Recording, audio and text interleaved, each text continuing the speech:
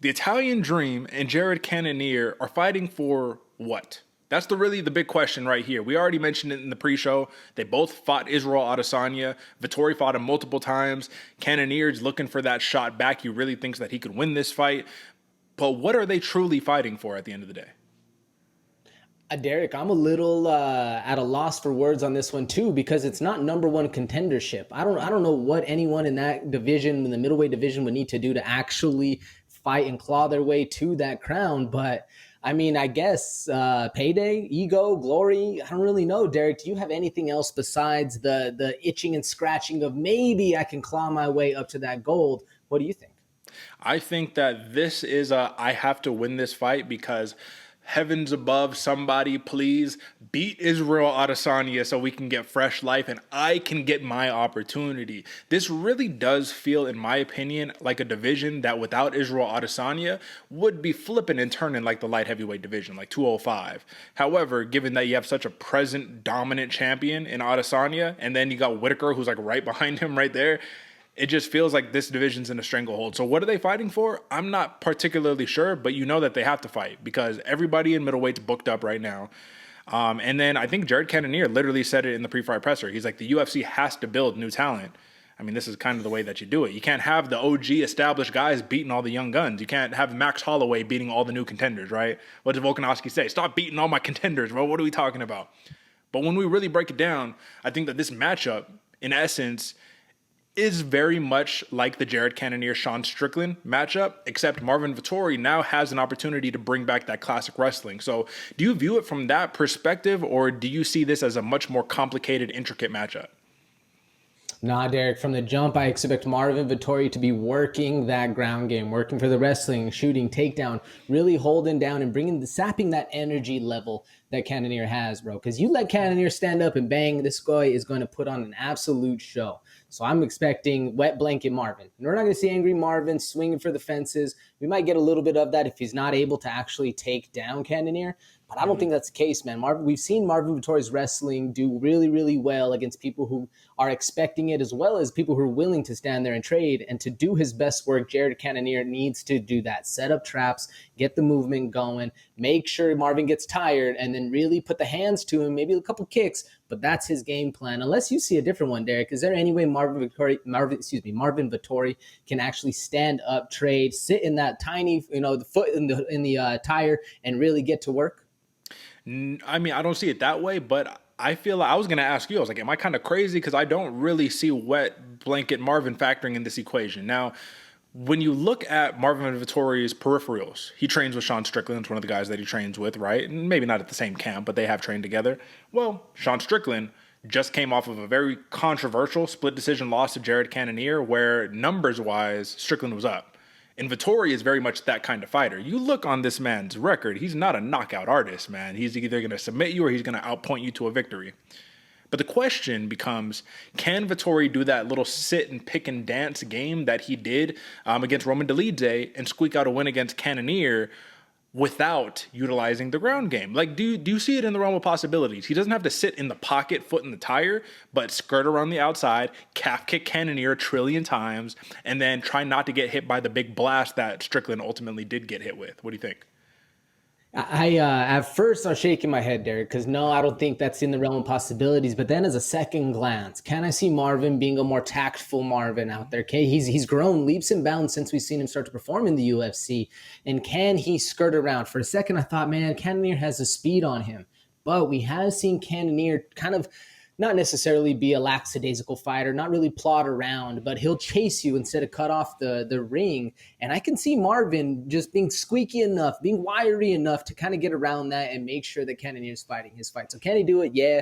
I think the smartest game plan for Marvin Vettori is to sit there, take him down repeatedly, washing machine, up, down, drop those reserves that Cannonier has of his energy levels, and then really start to work and look for that submission or the ground and pound wherever he can. Because as much as we don't think this is a number one contenders fight, I mean, you put on a good show. You can almost grab that mic and be undeniable. Now, I say almost because I don't think anyone's clamoring for either of these guys. Yeah. But who else is there in the 170-pound division? Nobody. So yeah, no, that's fair. And 185 pounds, that's the division we're talking middleweight right here. But no, that's a fair point.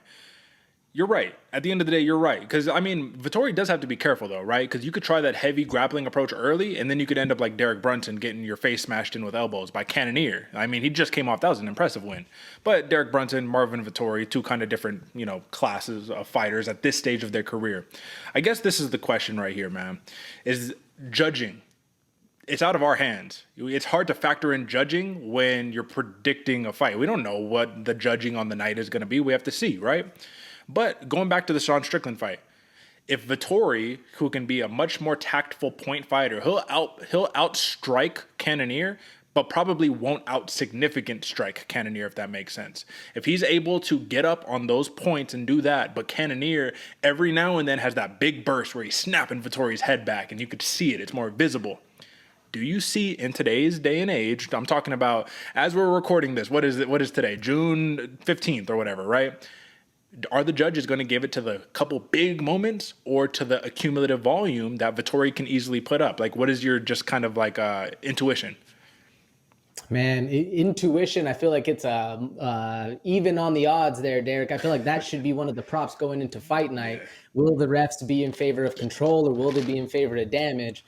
Personally, man, my gut wants to say damage. My gut always wants to say damage, but I don't really know, man. And I think it's a coin toss, to be honest with you. Do you see it any other way? I mean, I can't predict the future. So, yeah, you're right. I guess it should be even money. So, with that being said, that's the big factor that you got to play into this pick on whatever side that you're on. Cannonier won a split decision against Strickland. Strickland could have easily won that fight, and we would be having a different conversation. Either way, let's talk about the props, man. Plus 140 for a decision for Marvin Vettori. I think that that's a fair prop. If you look at his last 10, I mean, dude's winning vast majority by decision, right? Jared Cannonier, plus 230 for a decision. So I think they're not particularly expecting Cannonier to knock Vettori's head off of his shoulders. You feel me? The key that I want to kind of hone in on here, plus 750 submission prop for Marvin Vettori. What do you think about that? It's interesting. Rear naked choke. I mean, how many submissions does Marvin Vettori have on his record? I mean, I know in the last 10, he has two submission wins, both RNC or one RNC, one guillotine choke. But, so if Cannonier can feel that pressure, go ahead. Well, I was just going to say, but man, don't forget this dude, out of all of the finishes, he has most submissions. He has more submission wins than he has decision wins. 9 submission wins. While I pontificate, can you look up how many of those are chokes versus actual locks? Yep. Because I feel like if we can drain the energy of Cannonier, that's what's going to be setting up those chokes. That's where the arms can slip in, get a little tired, get that doubt in your head to really creep in. You know, Uncle Chill always talks about, oh, go ahead. I see you got it. What is it? 5 chokes, man. Of those 9 submissions, 5 of them are chokes, guillotines, and rear nakeds.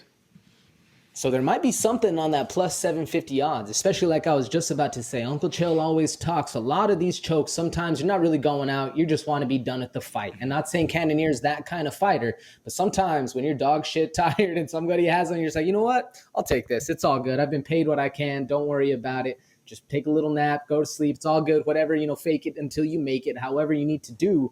Not saying the Cannonier is that kind of fighter, and Marvin Vettori, he gets, your neck. You're in some serious trouble. So I could see a little sleeper on that plus 750. Not saying I would take it, but I don't know, man. It's a little juicy. I think that Cannonier is going to be a very tough customer to be able to truly finish unless he gets wobbled, hurt, something like that. So with that being said, man, I'll just go with the Marvin Vettori safe, Caitlin Chikagian-esque pick. Give me the decision at plus 140. So we're going to go into another round of death taxes and Marvin Vettori by decision right there. How do you see it? Unfortunately, Derek, I see it the exact same way as you. I've tried to replay this all day in my mind. Can Vettori get the finish on Cannonier? I think Cannonier is just too sturdy of a fighter. Give me Marvin Vettori and give me that plus 140 decision. 100%. All right, that's your main event, folks. I will say, don't sleep on Jared Cannonier, but I do see Marvin Vettori edging this one out.